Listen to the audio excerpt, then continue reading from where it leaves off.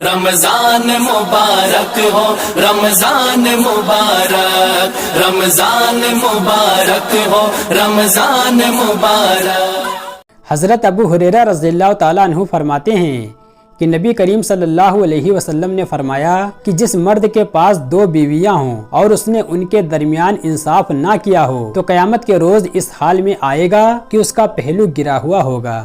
حضرت سعد بن عبادہ رضی اللہ تعالیٰ عنہ فرماتے ہیں کہ نبی کریم صلی اللہ علیہ وسلم نے فرمایا کہ جس شخص نے قرآن شریف پڑھا ہو اور پھر اسے غفلت اور سستی کی وجہ سے بھلا دیا ہو، وہ اللہ سے اس حال میں ملاقات کرے گا کہ وہ اجزم ہوگا، یعنی کوڑھی ہوگا۔ ایک حدیث میں ہے کہ نبی کریم صلی اللہ علیہ وسلم نے فرمایا کہ مجھ پر میری امت کے گناہ پیش کیے گئے تو میں نے کوئی گناہ اس سے بڑھ کر نہیں دیکھا کہ کسی کو کوئی قرآن کی سورت یا آیت آتی ہو اور پھر اسے وہ بھول جائے۔ حضرت عبداللہ بن عمر رضی اللہ تعالیٰ عنہ فرماتے ہیں کہ نبی صلی اللہ علیہ وسلم نے فرمایا کہ جس نے نماز کی پابندی نہ کی اس کے لیے نہ نماز نور ہوگی، نہ دلیل ہوگی، نہ نجات کا سامان ہوگی، اور قیامت کے روز اس کا حشر فرعون، قارون، حامان اور ابی بن خلف کے ساتھ ہوگا۔ حضرت ابن عمر رضی اللہ تعالیٰ عنہ سے روایت ہے کہ نبی کریم صلی اللہ علیہ وسلم کے سامنے ایک شخص نے ڈکار لی۔ آپ نے فرمایا اپنی ڈکار کم کرو، کیونکہ قیامت کے روز سب سے زیادہ دیر تک وہیں بھوکے رہیں گے جو دنیا میں سب سے زیادہ دیر تک پیٹ بھرے رہتے تھے۔ حضرت عمار رضی اللہ تعالیٰ عنہ سے روایت ہے کہ نبی کریم صلی اللہ علیہ وسلم نے فرمایا کہ دنیا میں جو 2 چہروں والا تھا، یعنی ایسا شخص کہ اس کے گروہ کے سامنے اس کی تعریف اور دوسروں کی مذمت کرتا ہو، اور پھر جب وہ دوسروں میں جائے تو ان کی تعریف اور اس گروہ کی برائی کرتا ہو، تو قیامت کے روز اس کی زبان آگ کی ہوگی۔ حضرت ابن عمر رضی اللہ تعالیٰ عنہ سے روایت ہے کہ نبی صلی اللہ علیہ وسلم نے فرمایا کہ جس شخص نے دنیا میں شہرت یعنی تکبر اور اتراوے کا لباس پہنا، اسے اللہ تعالیٰ قیامت کے روز ذلت کا لباس پہنائے گا۔ نبی کریم صلی اللہ علیہ وسلم نے فرمایا کہ جس نے ذرا سی زمین بھی بغیر حق کے لے لی اس کو قیامت کے روز 7ویں زمین تک دھنسا دیا جائے گا۔ حضرت ابو ہریرہ رضی اللہ تعالیٰ عنہ روایت فرماتے ہیں کہ نبی صلی اللہ علیہ وسلم نے فرمایا کہ جس سے کوئی علم کی بات پوچھی گئی جسے وہ جانتا تھا اور اس نے وہ چھپا لی تو قیامت کے دن اس کے منہ میں آگ کی لگام دی جائے گی۔ حضرت بریدہ رضی اللہ تعالیٰ عنہ روایت فرماتے ہیں کہ نبی کریم صلی اللہ علیہ وسلم نے فرمایا کہ مسجدوں کو اندھیرے میں جانے والوں کو خوشخبری سنا دو کہ ان کو قیامت کے دن پورا نور عنایت کیا جائے گا۔ حضرت معاویہ رضی اللہ تعالیٰ عنہ سے روایت ہے کہ نبی صلی اللہ علیہ وسلم نے فرمایا کہ اذان دینے والے قیامت کے روز سب لوگوں سے زیادہ لمبی گردنوں والے ہوں گے۔ نبی صلی اللہ علیہ وسلم نے فرمایا کہ اللہ تعالیٰ فرماتا ہے کہ میری عظمت کی وجہ سے آپس میں محبت کرنے والوں کے لیے نور کے ممبر ہوں گے، اور نبی اور شہداء ان پر رشک کریں گے، کیونکہ وہ تو بے خوف اور بیگم ہو کر نور کے ممبروں پر بیٹھے ہوں گے، اور نبی اور شہید دوسروں کی سفارش میں لگے ہوں گے۔ نبی صلی اللہ علیہ وسلم نے فرمایا اللہ تعالیٰ نے قسم کھائی ہے کہ مجھے اپنی عزت کی قسم ہے، میرے بندوں میں سے جو بھی بندہ شراب کا گھونٹ پیے گا تو اس کو اتنی ہی پیپ پلاؤں گا، اور جو بندہ میرے ڈر سے شراب چھوڑے گا اس کو پاک صاف ہوجوں سے پلاؤں گا۔ نبی کریم صلی اللہ علیہ وسلم نے فرمایا جس نے پہاڑ سے گر کر خودکشی کر لی تو وہ دوزخ کی آگ میں ہوگا، اس میں ہمیشہ ہمیشہ چڑھتا اور گرتا رہے گا۔ یہ کافر کے متعلق ہے۔ مسلمان خودکشی کرنے والا خودکشی کی سزا پوری کر لینے کے بعد دوسرے گنہگار مسلمانوں کی طرح جنت میں داخل ہو جائے گا، اور جس نے زہر پی کر خودکشی کر لی تو اس کا زہر اس کے ہاتھ میں ہوگا، جس کو دوزخ کی آگ میں ہمیشہ ہمیشہ پیتا رہے گا، اور جس نے کسی لوہے کی چیز سے خودکشی کر لی تو اس کی وہ لوہے کی چیز اس کے ہاتھوں میں ہوگی، جس کو ہمیشہ ہمیشہ دوزخ کی آگ میں اپنے پیٹ میں گھماتا رہے گا۔ نبی صلی اللہ علیہ وسلم نے فرمایا کہ میں نے جنت میں نظر ڈالی تو اکثر بے پیسہ والے دیکھے، اور میں نے دوزخ میں نظر ڈالی تو اکثر عورتیں دیکھیں۔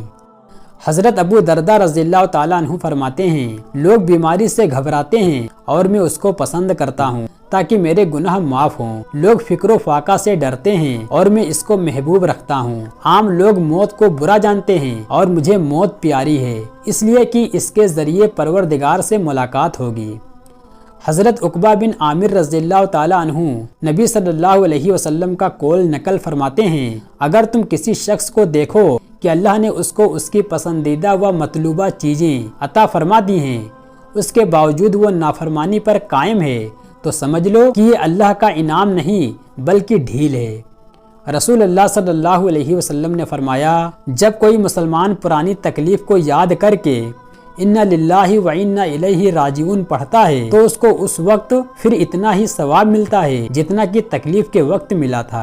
رسول اللہ صلی اللہ علیہ وسلم نے فرمایا، دو گھونٹ اللہ کو بہت زیادہ پسند ہیں، ایک غصے کا گھونٹ، دوسرا صبر کا۔ اس کو دو قطرے نہایت محبوب ہیں، ایک جہاد میں خون کا قطرہ، دوسرا آنکھ کا آنسو جو رات کی تنہائی میں صرف اللہ کے خوف سے نکلے۔ اسی طرح دو قدم اس کی نظر میں بہت پسندیدہ ہیں، ایک وہ قدم جو فرض نماز کے لیے اٹھے، دوسرا وہ جو کسی کی عیادت و تعزیت کے لیے اٹھے۔ رسول اللہ صلی اللہ علیہ وسلم نے فرمایا، اگر جوتے کا تسمہ بھی ٹوٹ جائے تو اس معمولی تکلیف پر بھی انا للہ پڑھو، یہ بھی ایک مصیبت ہے اور اس پر بھی ثواب ملے گا۔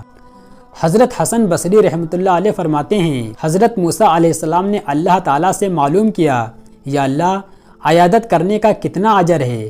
فرمایا، عیادت کرنے والا گناہوں سے اس طرح پاک ہو جاتا ہے جیسے آج ہی پیدا ہوا ہو۔ یہاں صغیرہ گناہ مراد ہے، اور یہ بھی ضروری ہے کہ عیادت صرف اور صرف اللہ کی رضا کے لیے کی جائے۔ پھر پوچھا، جنازے میں شرکت کا کتنا ثواب ہے؟ فرمایا، جنازے میں شریک ہونے والا جب مرتا ہے تو اس کے جنازے میں شرکت کے لیے فرشتوں کو بھیجا جاتا ہے جو جھنڈے لیے قبر تک پھر حشر تک جائیں گے۔ پھر پوچھا، تعزیت کا کتنا اجر ہے؟ فرمایا، اس کو قیامت میں عرش کے سائے میں جگہ دی جائے گی، اخلاص کے بغیر یہ ثواب نہیں ملتا۔ رسول اللہ صلی اللہ علیہ وسلم نے فرمایا، تعزیت کرنے والے کو مصیبت زدہ کے برابر اجر ملتا ہے، اور فرمایا صبر کی 3 قسمیں ہیں۔ نمبر 1، اطاعت و فرما برداری میں جو تکلیف ہوتی ہے اس پر صبر کرنا۔ نمبر 2، تکلیف و مصیبت پر صبر کرنا۔ نمبر 3، گناہ چھوڑنے میں جو مشقت ہوتی ہے اس پر صبر کرنا۔ حضرت ابو ہریرہ رضی اللہ تعالیٰ عنہ نے رسول اللہ صلی اللہ علیہ وسلم کا ارشاد نقل کیا ہے کہ آسمان میں 2 فرشتے ہیں جن کا کام صرف یہ دعا کرنا ہے، ایک کہتا ہے، یا اللہ خرچ کرنے والے کو بدلہ عطا فرما، دوسرا کہتا ہے، یا اللہ بخیل یعنی کنجوس کے مال کو برباد کر دے۔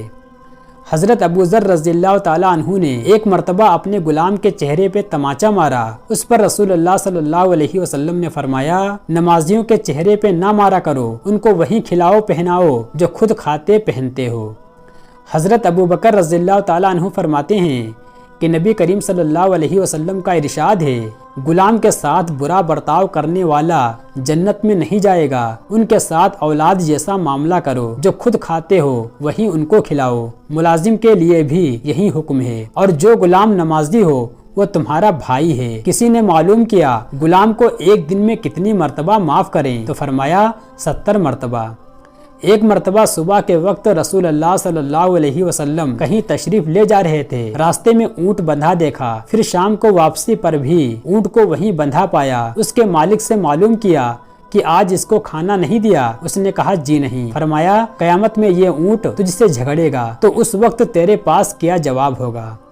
حضرت علی رضی اللہ تعالیٰ عنہ سے مروی ہے کہ ایک مرتبہ نبی کریم صلی اللہ علیہ وسلم نے فرمایا، لوگوں غلاموں کے بارے میں اللہ سے ڈرو، ان کو وہی کھلاؤ پہناؤ جو خود کھاتے اور پہنتے ہو، ان کی طاقت سے زیادہ ہرگز کام نہ لو، وہ تمہارے جیسے ہی انسان ہیں۔ خبردار، جو اپنے غلام پر زیادتی کرے گا تو قیامت کے دن میں غلام کی طرف سے مدعی ہوں گا اور اللہ حاکم ہوگا۔ کسی نے رسول اللہ صلی اللہ علیہ وسلم سے عرض کیا، میرے پاس ایک یتیم بچہ ہے، میں اس کو کن باتوں پر مار سکتا ہوں؟ فرمایا، جن باتوں پر اپنی اولاد کو مارتے ہو، یعنی علم و ادب سکھانے پر۔